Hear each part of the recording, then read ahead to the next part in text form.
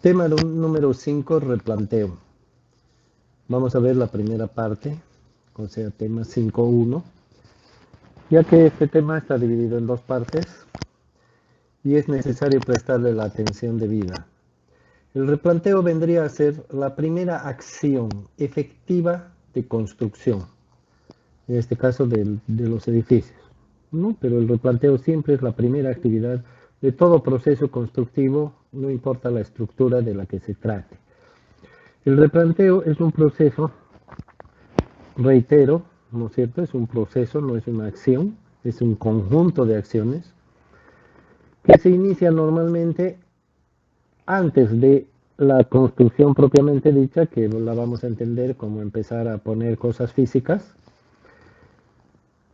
Y este proceso continúa de forma paralela a la construcción del edificio hasta que prácticamente se termina. O sea, que la construcción y el replanteo son dos procesos paralelos con un pequeño desfase del replanteo porque el replanteo es previo a cualquier acción de construcción.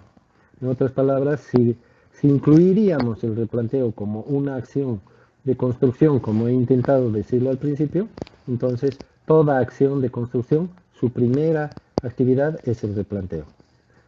O, o sea que vamos a entender el replanteo como algo que se realiza todo el tiempo.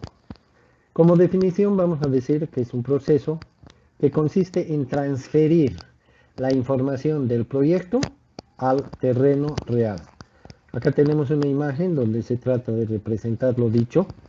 Sabemos que el proyecto es un conjunto de planos, un conjunto de documentos, puede haber una maqueta como ahí en la figura, y además tenemos otros documentos que no siempre son técnicos, sino administrativos, legales, etcétera, el contrato y otros documentos. Pero todo este conjunto de información que está contenida, ya sea en papeles o en archivos digitales, etcétera, toda esta información está en el papel. Está todo resuelto supuestamente en el proyecto. Están todos los detalles dibujados en los planos, están todos los detalles explicados en las especificaciones, están todas las contingencias previstas en el contrato, está todo realizado, pero es un edificio imaginario. Cuando vamos al terreno, como acá en la fotografía, no hay nada, como se puede ver, ¿no es cierto? Está el suelo y el cielo, y pueden haber probablemente algunos árboles. Acá en esta imagen, felizmente para el constructor, ahí están las dos bardas laterales, o las construcciones laterales, y tenemos aparentemente también una limitación física al fondo. No sabemos si son de los vecinos o propias, pero de alguna manera cierran el espacio, lo cual es una ventaja, porque de no tener estos cierres, tendríamos que hacerlos. ¿Para qué? Para delimitar el espacio físico en el cual tenemos que hacer la construcción. Entonces, el replanteo consiste en la transferencia de toda la información a este espacio. En este espacio no hay nada, fíjense, hay tierra y plantas y de repente basura, ¿no es cierto? Ni siquiera está bien nivelado, ni siquiera está limpio, etcétera. O sea que todas esas acciones preparatorias son previas al replanteo. Y el replanteo viene a ser la primera acción directa del inicio de la construcción. En este, así como en el papel está impresas las líneas, los números, los datos y las señales respectivas para que podamos reconocer cada cosa, del mismo modo, este es nuestro nuevo escenario y en este escenario tenemos que dibujar dónde van a estar las zapatas, dónde van a estar las vigas, etc. Dense cuenta que para que le llamemos a esto escenario de la construcción de un edificio, bueno, tenemos que imaginarnos varias cosas, porque acá solamente hay un plano que ni siquiera es horizontal, pero si lo nivelamos va a ser un plano horizontal y no tenemos nada más. Y sin embargo el edificio es algo físico en 3 dimensiones que se va a desarrollar no solamente hacia abajo del terreno, sino también hacia arriba del terreno. Entonces, cuando hagamos ese desarrollo, ya sea hacia abajo, ya sea hacia arriba, cómo o dónde vamos a representar las imágenes o los dibujos o las señales que están contenidas en los planos. Aparentemente, en una primera instancia, lo que está dibujado en este papel podríamos dibujarlo acá en el suelo, pero ¿qué vamos a hacer con la siguiente planta y todas las demás? Entonces, fíjense que necesariamente vamos a tener que ir desarrollando la construcción para que físicamente vaya apareciendo en este espacio vacío que en este momento es solamente aire. Van a aparecer seguramente las columnas, va a aparecer una losa de planta del primer piso. En esa losa vamos a tener que dibujar los datos del segundo, y en la losa del segundo piso los datos del tercero, y así sucesivamente el replanteo y las señales y las marcas que tenemos que hacer para, igual que como hicimos en el papel, hicimos líneas, hicimos dibujos. Esos dibujos en este caso van a tener que estar en el edificio que físicamente se vaya desarrollando. Por eso decimos que el replanteo no es una acción inicial solamente. La acción inicial del replanteo es solamente el punto de partida, porque a partir de esta acción inicial se siguen las demás acciones, igual que la construcción. A partir de una acción inicial se inicia una serie de acciones y actividades que finalmente concluirán en la última acción o en la última actividad que da por terminada la construcción, ¿verdad? Lo mismo en el replanteo, será una serie de acciones, un proceso que irá acompañando al desarrollo físico del terreno, del edificio.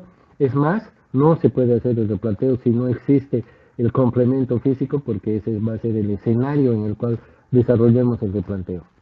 Entonces, con esas ideas, sí, vamos a comentar algunos detalles sobre el...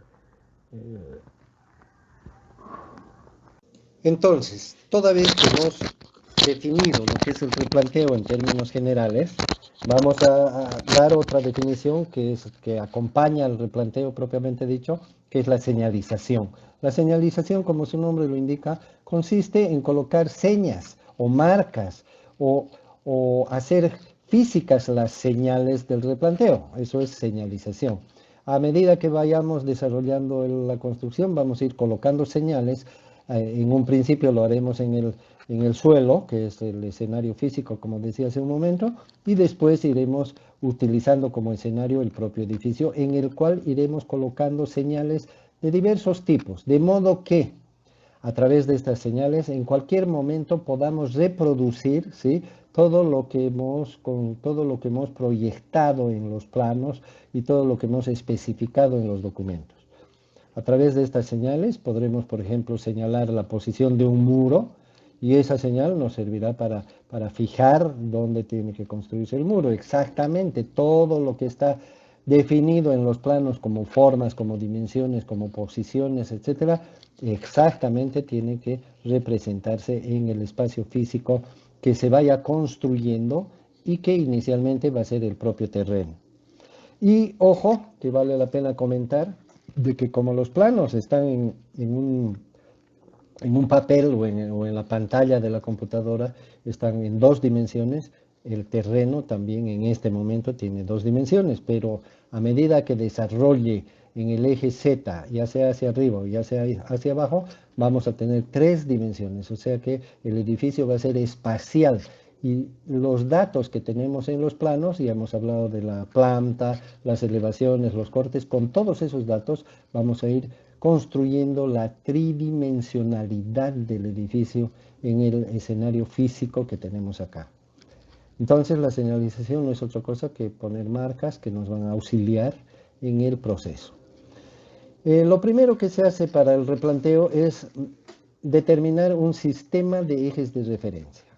Algunos proyectistas, algunos arquitectos ya colocan este sistema de ejes en su proyecto, y si en un proyecto no los tenemos en los planos, entonces es aconsejable desarrollar este sistema. ¿Qué es el sistema de ejes de referencia? Como su nombre lo indica, es un conjunto de ejes ortogonales, normalmente son ortogonales, como vemos en esta figura, que se incluyen o se insertan en el plano arquitectónico de planta, en el principal plano arquitectónico, que es el plano de planta baja. Como bien sabemos, encima de la planta baja van a ir todos los demás pisos hacia arriba, y debajo de la planta baja van a ir todos los demás pisos hacia abajo, o subsuelos, como le podríamos llamar, que se van a desarrollar del nivel 0 para abajo. Entonces la planta baja es la la principal en este sentido porque es el punto de inicio de la construcción y además de alguna manera, aunque ya lo hemos aclarado que no es así exactamente, pero de alguna manera coincide con el nivel del terreno, ¿no es cierto? Cuando vayamos a construir, lo primero que vamos a construir seguramente es la planta baja. ¿Y dónde la vamos a construir? Encima del terreno. A partir de ahí, sobre la planta baja vendrá el primer piso y así sucesivamente se irá desarrollando la construcción hacia abajo y también a partir del nivel del terreno se irá excavando si es que van a haber plantas por debajo de la planta baja. Entonces, fíjense que es el punto de partida.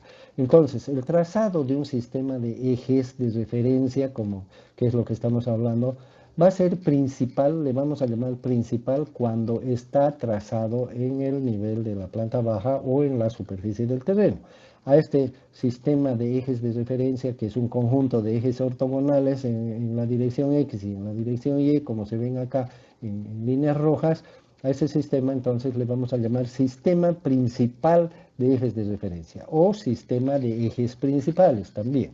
¿Por qué decimos principales? Porque estos ejes, como se puede ver en este pequeño ejemplo, coinciden con los elementos principales del plano de arquitectura. Acá tenemos, por ejemplo, un muro, ¿verdad? Acá tenemos otro muro y otro muro. Generalmente los edificios tienen líneas perpendiculares, no siempre es así, ¿verdad?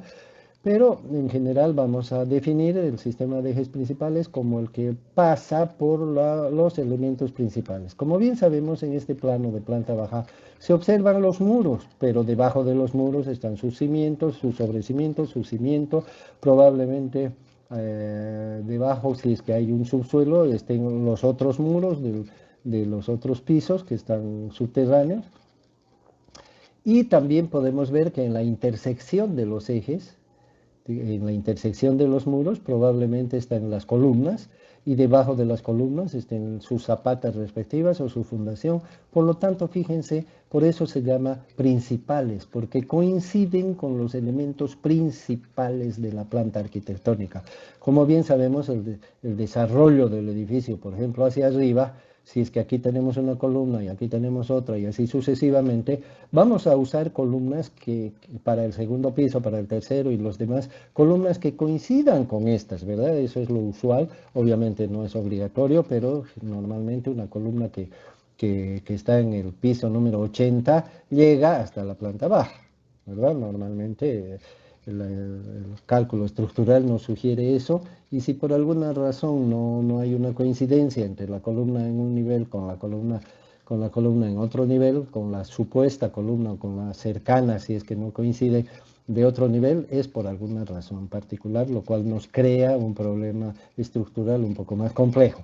Pero en general lo que queremos decir es que el sistema de ejes principales justamente pasa por las estructuras principales. Y estas estructuras principales normalmente están definidas por los muros principales de la distribución arquitectónica. No siempre estos muros se van a repetir en los otros pisos, por supuesto, pero el plano de la planta baja, como decíamos, es el sistema base, no necesariamente el mismo para todo el edificio, pero es en el que se basa el diseño arquitectónico de todo el edificio, tanto para arriba como para abajo. Por lo menos eso resulta ser lo más lógico. No es indispensable, ¿verdad? Cada planta inclusive puede tener distinta área, distinta forma, pero son decisiones que complican no solamente el cálculo, sino también la construcción. Sin embargo, no está prohibido. Pero nos estamos refiriendo a los aspectos comunes que generalmente se presentan. Entonces, repasando un poquito. Acá vemos la pared esta, el conjunto de muros que están acá, otros muros paralelos y otros muros paralelos. Fíjense que aquí también tenemos un muro, pero no parece ser principal, ¿verdad? No parece ser que esta cocina, porque aquí está encerrando la cocina y está con verde, no parece ser que el muro de esta cocina se repita hasta el 10.º piso, hacia arriba, por ejemplo, ni que se repita hacia abajo, porque inclusive la disposición de la cocina o de cualquier otro elemento arquitectónico puede ser diferente en los demás pisos. Pero también se da la coincidencia de que puede ser un edificio de 10 pisos donde todas las plantas sean iguales. En ese caso, esta línea verde que está representando a su eje se convertiría en un eje principal. Sin embargo, para poder explicar he nominado con ejes principales solamente estos muros que se nota que van de extremo a extremo y por eso le llamamos principales.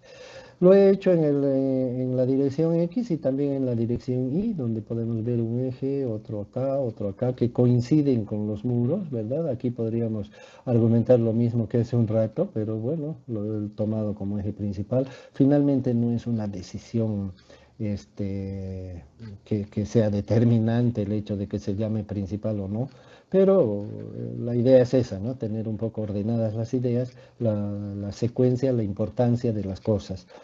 La importancia que le demos a los ejes va a ser como derivación la importancia de los elementos a los cuales se refiere. En este caso, fíjense, tenemos uno, 2, 3, 4 ejes verticales y uno, 2, 3 ejes horizontales.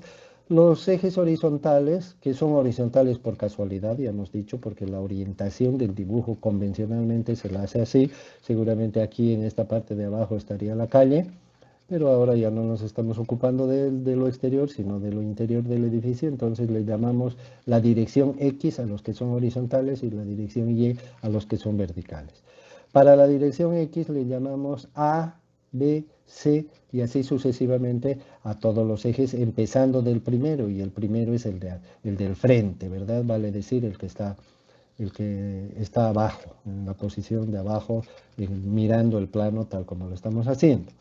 En el sentido vertical, o en la dirección vertical, mejor dicho, la numeración va de izquierda a derecha, ¿no? Aquí tenemos eje 1, eje 2, eje 3 y eje 4.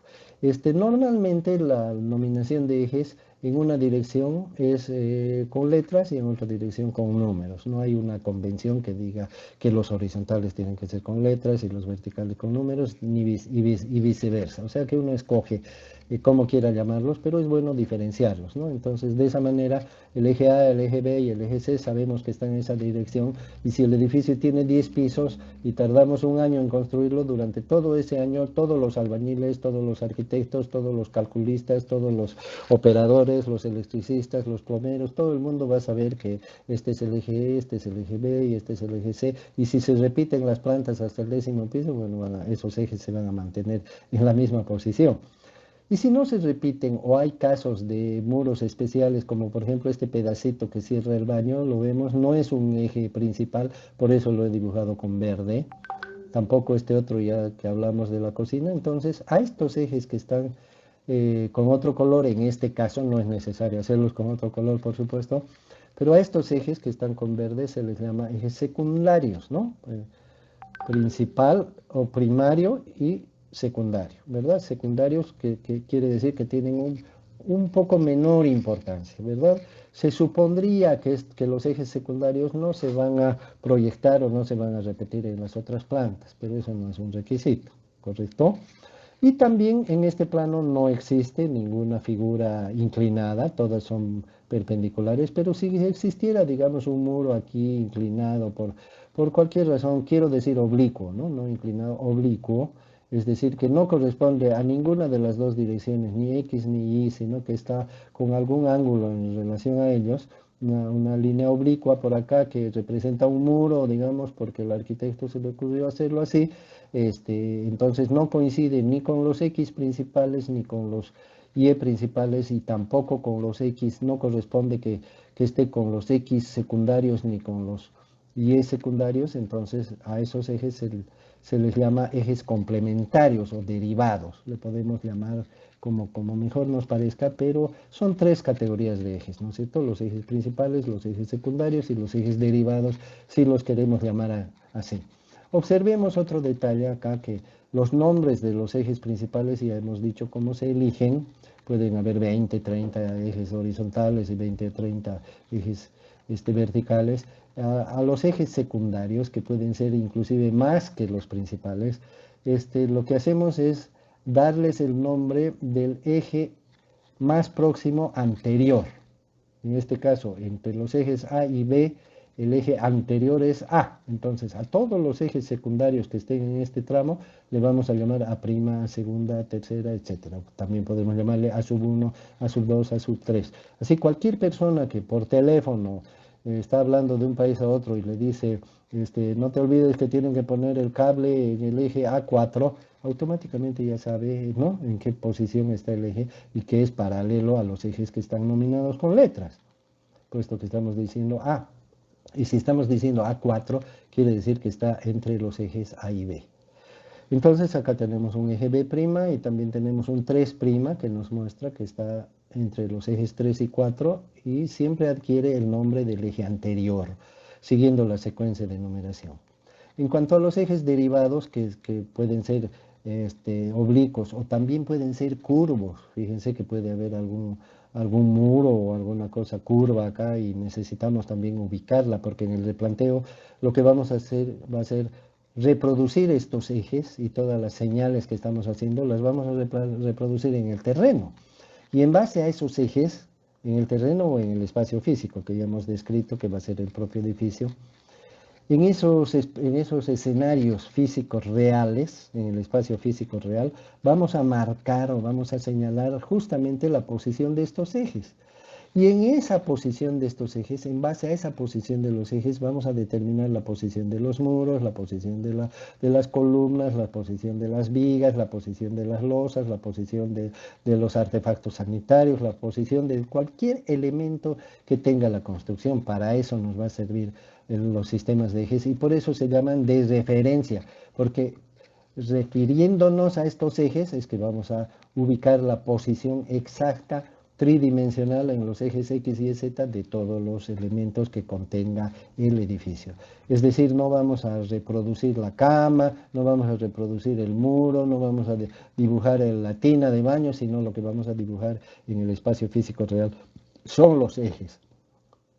Supongamos que ya tenemos trazado en el 10º piso el eje C y el eje 2 y el eje 3. Sabemos que entre el eje 2 y el 3 y pegado al eje C está esta tina de baño. Entonces, en base a estos ejes, una vez trazados, vamos a medir el ancho que le corresponde a la tina y la vamos a trazar la tina. Es decir, también eso nos ayuda en este momento a definir lo que es el replanteo general y lo que es el replanteo específico. El replanteo general es la reproducción de los ejes, en este caso estamos hablando del plano XY, y el replanteo específico es el replanteo del objeto que ya queremos materializar. En el ejemplo que acabo de decir, por la tina, ¿no?, la tina de baño, puede ser el revoque, puede ser el muro, puede ser la columna, puede ser cualquier elemento de la construcción propiamente dicha. Dibujarlo en el espacio real, aprovechando el escenario que nos brinda, la pizarra que nos brinda la propia construcción y el terreno inicialmente, a eso se llama replanteo específico. Cuando replanteamos o dibujamos o trazamos la posición de una viga con su ancho, su altura y toda su posición física, espacial, con coordenadas X y Z en el espacio físico real, a eso se llama replanteo específico. Pero este replanteo específico se hace posible gracias al replanteo general, que el replanteo general es el trazado de los ejes que ya hemos mencionado. Y estos ejes se trazan en cada nivel que quisiéramos. Si estamos excavando, podemos trazar cuantos sistemas derivados del sistema base queramos. El sistema base, entonces, repitiendo y recapitulando, es el sistema que trazamos en la planta baja, ¿no es cierto?, o en el terreno. De hecho, lo dibujamos en el terreno, los ejes estos se trazan en el terreno y la señalización justamente se usa para marcar dónde están estos ejes, porque de nada serviría que hoy día los tracemos y mañana volvemos y tenemos que trazarlos de nuevo. Entonces se utiliza un sistema de señalización para dejar marcas en el terreno o en el espacio físico, de modo que al día siguiente volvemos y vemos dónde están las marcas y por supuesto, como estamos hablando de una marca o de una señal, por supuesto tiene que tener una referencia. Entonces, si tenemos una señal que está marcada como 1, quiere decir que ahí está el eje 1. Si tenemos una señal que está marcada como C, quiere decir que ahí está el eje C, ¿verdad? Y lo mismo el B' y todos los demás ejes o puntos que quisiéramos señalar físicamente en el espacio real. Entonces, estas señales nos sirven para reproducir los sistemas de referencia en el momento que quisiéramos.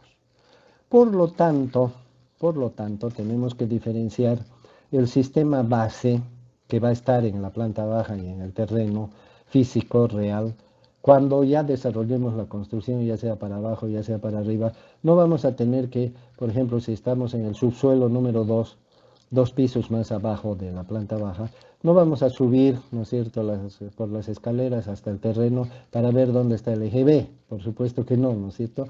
Entonces, en cada nivel que vayamos trabajando, tanto hacia abajo del terreno como hacia arriba del mismo, vamos a ir trazando nuevos sistemas de referencia.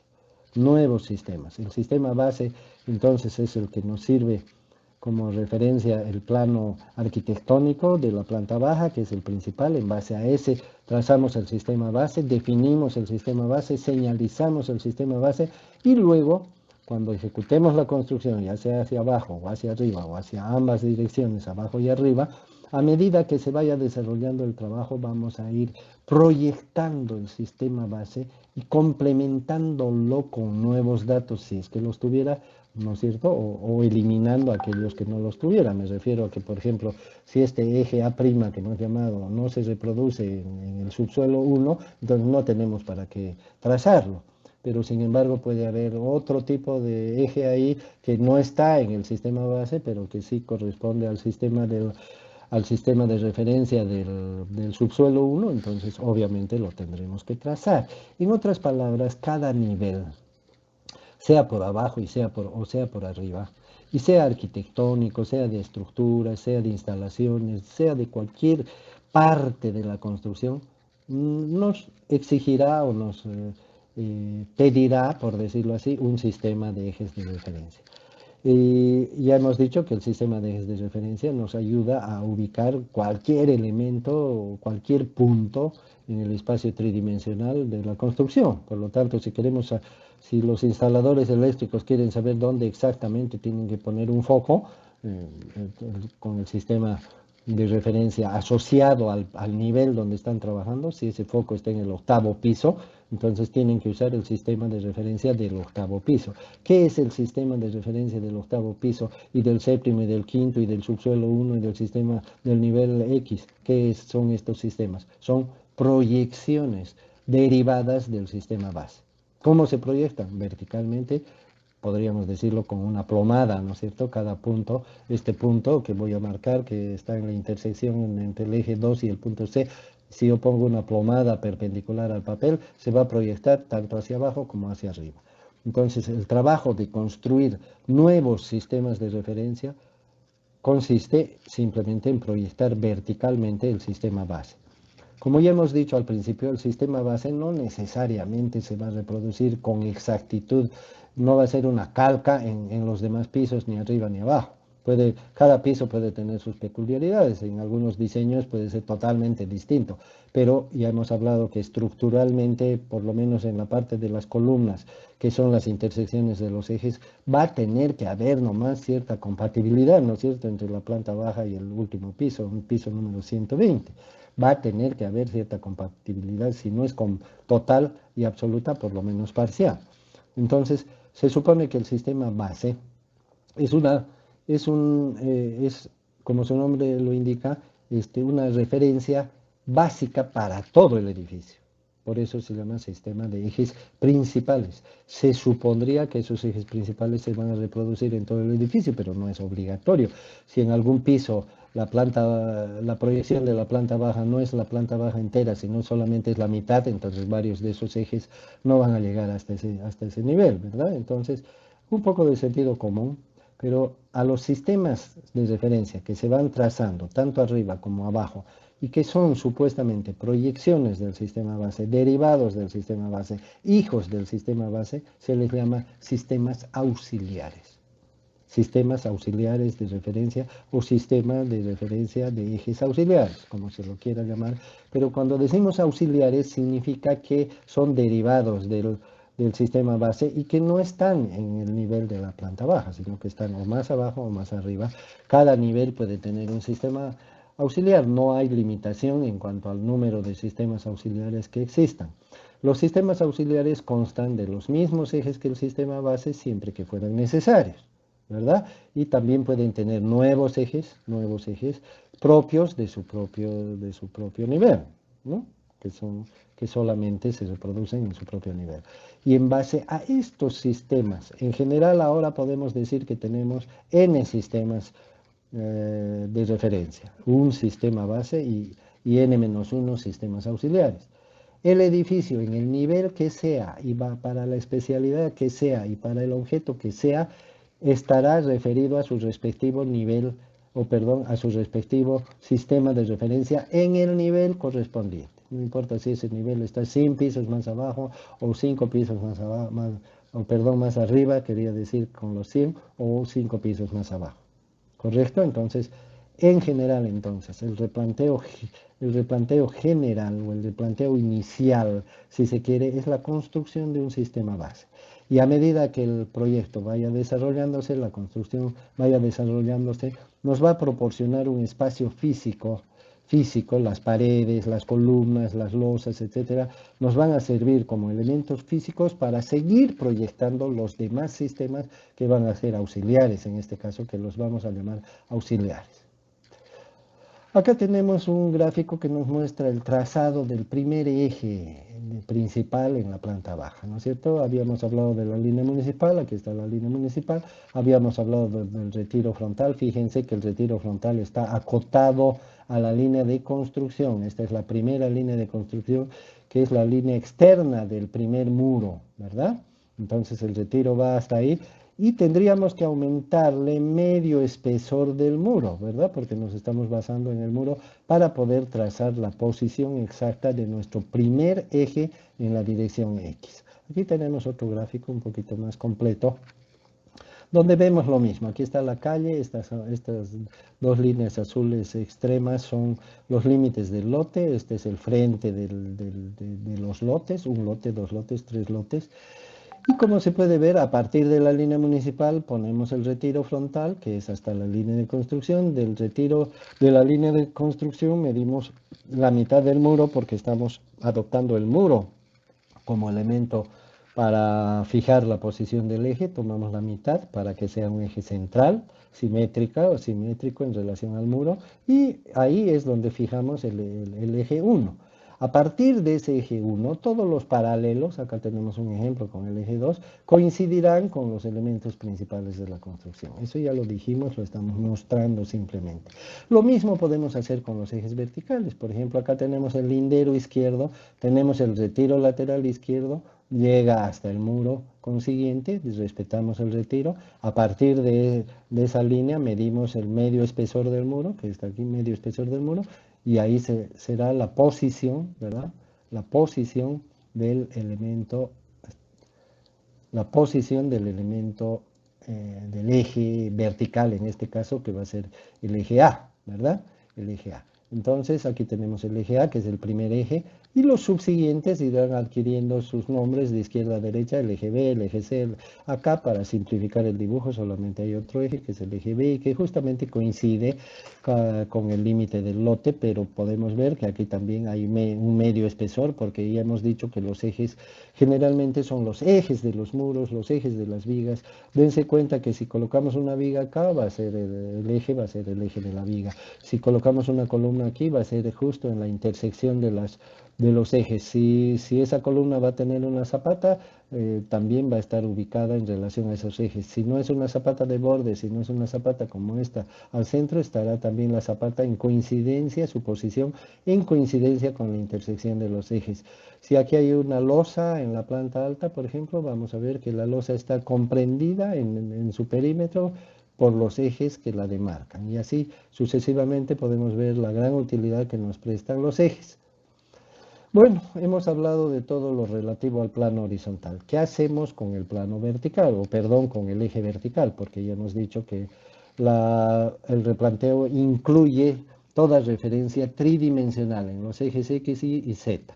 Pero solamente hemos hablado del plano X, Y, de todo lo que pasa tanto en el nivel del terreno como para arriba y para abajo. Pero no hemos hablado del eje Z. El eje Z, como sabemos, es una cota.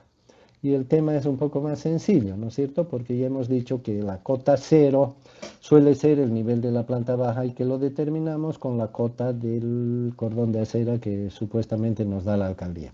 Entonces, una vez definida la cota 0, todos los niveles verticales van a estar definidos en el plano con su respectivo acotamiento, dimensionamiento, ¿verdad? Del piso de la planta baja al piso del primer piso va a haber 350 metros, por ejemplo, o 352.14, y esa cifra, tranquilamente, lo único que tenemos que hacer es medirla verticalmente. Entonces, en definitiva, y para no cometer errores futuros de apreciación, algunas veces en un examen he preguntado algún asunto de los sistemas de referencia y me han contestado solamente, han hecho lo mismo que yo estoy haciendo en esta explicación, hablar solamente de los ejes X y se han olvidado de mencionar que el sistema de referencia incluye la dirección Z. Entonces, cuando hablemos de sistema base de referencia, son los ejes X, y los niveles Z correspondientes al espacio en el cual estamos trabajando, en este caso, digamos, la planta baja. ¿Y qué es el nivel? El nivel es una línea horizontal trazada donde sea, ¿no? Trazada en una estaca vertical, trazada en una pared, trazada en algún lugar, y esa línea vertical nos indica un nivel, una cota. A partir de esa cota se medirán las cotas hacia arriba y las cotas hacia abajo. Y hemos dicho que por comodidad se le llama cota cero a la cota del piso terminado de la planta baja. A partir de ahí, entonces, adquieren nombre y apellido todas las cotas, sea para arriba o sea para abajo del edificio. Entonces, cuando hablemos de un sistema auxiliar que está en el octavo piso, también tenemos que hablar de los niveles del octavo piso. Y esos niveles del octavo piso no son más que la sumatoria a partir del cero, ¿no? Si estamos en el octavo piso, digamos a 3 metros por piso, 3 por 8, 24, el nivel de la ventana del octavo piso será, qué sé yo, 24.33, ¿no? Pero ese 24.33 no lo vamos a medir desde el cero, lo vamos a medir a partir de los niveles de referencia del piso 8. Vale decir, por ejemplo, a 60 centímetros del piso del nivel 8, ¿verdad? Entonces, el sistema auxiliar del piso 8 va a ser la referencia para todos los ejes horizontales y vertical, el eje vertical Z del piso 8 y todos los elementos que estén en el piso 8. El sistema auxiliar del subsuelo 1 va a tener todas las referencias, incluida la cota 0, menos 450, supongamos, 4.51 metros, que es la cota del sistema auxiliar de referencia para ese nivel que estamos trabajando. Ok, esto sería por el momento.